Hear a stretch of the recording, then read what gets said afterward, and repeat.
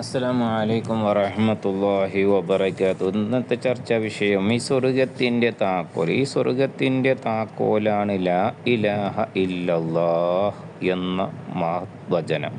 ഹദീസിൽ ഇപ്രകാരം കാണാം: മഫാത്തിഹുൽ ജന്നത്തി ലാ ഇലാഹ ഇല്ലല്ലാഹ്.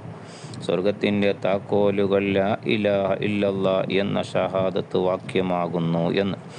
മിഫ്താഹ് എന്ന അറബി പദത്തിൻ്റെ ബഹുവചനമാണ് മഫാത്തീഹ്, താക്കോലുകൾ എന്നർത്ഥം. എല്ലാവിധ ഗുണങ്ങളുടെയും അടിസ്ഥാനപരമായ താക്കോലുകൾ അല്ലാഹുവിലുള്ള അചഞ്ചലമായ വിശ്വാസമാണ്.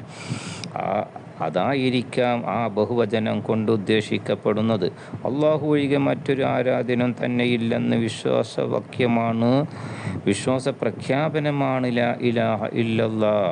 പ്രസ്തുത പ്രഖ്യാപനം ഉച്ചരിക്കുന്നത് ഹൃദയത്തിൽ രൂഢമൂലമായ നിലയിലായാൽ മാത്രമേ സ്വർഗം തുറക്കപ്പെടുകയുള്ളൂ. ഹൃദയത്തിൽ വിശ്വാസം നിലകൊള്ളാൻ ആത്മശുദ്ധീകരണം അനിവാര്യമാണെന്ന് നാം ഗ്രഹിക്കണം. ഹൃദയത്തിൽ വിശ്വാസമില്ലാതെ നാവുകൊണ്ട് മാത്രം ഉച്ചരിച്ചാൽ പോരാ. ലാ ഇലാഹ ഇല്ലല്ലാഹ് എന്ന വചനത്തിൻ്റെ പൂർത്തീകരണം മുഹമ്മദ് റസൂലുള്ളാഹ് എന്ന വാക്യത്തോടു കൂടെയാണ്. ലാ ഇലാഹ ഇല്ലല്ലാഹ് എന്ന് ചൊല്ലുമ്പോൾ അതിലുള്ള ലാ എന്ന അക്ഷരത്തെ അല്പം നീട്ടണം. ഇലാഹ എന്നതിലെ ഇ എന്ന അക്ഷരത്തെ ദൃഢമായി ഉച്ചരിക്കണം. അതിലുള്ള ഇലാഹ എന്നതിലെ അകാരത്തെ ലഘുവാക്കിയിട്ടേ ഉച്ചരിക്കാവൂ. അല്ലാഹ് എന്നതിൻ്റെ അന്ത്യാക്ഷരത്തിന് സുക്കൂൻ നൽകണം. ലാ ഇലാഹയുടെയും ഇല്ലല്ലാഹയുടെയും ഇടയ്ക്ക് വേർതിരിച്ച് ചൊല്ലണം. ഇല്ലല്ലാഹ് എന്ന് ഓതുമ്പോൾ അതിലെ ഇ എന്ന അക്ഷരത്തെ ഘനമായി തന്നെ ഉച്ചരിക്കണം. അല്ലെങ്കിൽ ദിക്ർ ലാ ഇലാഹ ഇല്ലല്ലാഹ് എന്നായി മാറും.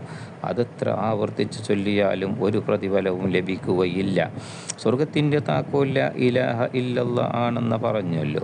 ആ മഹത്തായ ദിക്ർ ഒരാൾ 70,000 പ്രാവശ്യം ചൊല്ലിയാൽ അയാൾ നരകമോചിതനായി സ്വർഗത്തിൽ പ്രവേശിക്കുമെന്ന് മഹത്തുക്കളായ ആരിഫീങ്ങൾ രേഖപ്പെടുത്തിയിരിക്കുന്നു. കലിമത്ത് തൗഹീദ് വേണ്ട പോലെ ഉച്ചരിക്കാനും ആഖിബത്ത് നന്നായി ഈമാൻ സലാമത്തായി നമ്മുടെ ജീവിതത്തിൻ്റെ അവസാനം ഈ കലിമ ഉച്ചരിച്ച് മരണപ്പെടുന്ന മുത്തഖീങ്ങളിൽ അല്ലാഹു നമ്മെ ഉൾപ്പെടുത്തി അനുഗ്രഹിക്കട്ടെ. ആമീൻ. അസ്സലാമു അലൈക്കും വറഹ്മത്തുള്ളാഹി വബറകാതുഹു.